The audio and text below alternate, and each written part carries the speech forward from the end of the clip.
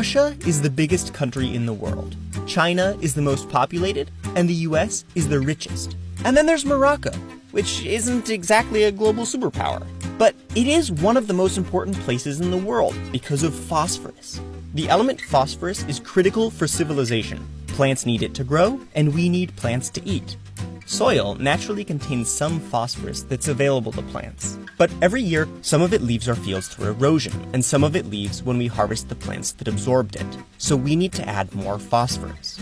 We add some in the form of poop from plant-munching farm animals, but there's not enough animal poop to replenish all the phosphorus we need to keep growing food for our growing population. Luckily, some rocks are really rich in phosphorus, and Morocco is home to most of them, at least the ones we can reach. The vast majority are actually sitting at the bottom of the ocean.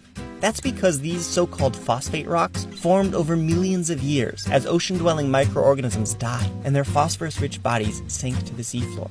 This happened throughout the ocean, but the phosphorus only concentrated on the seafloor in a few special places.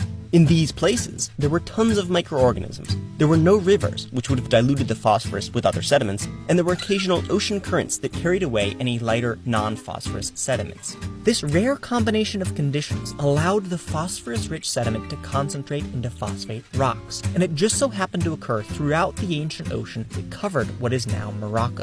As a result, modern Morocco has almost 3/4 of the world's accessible reserves of phosphate rock.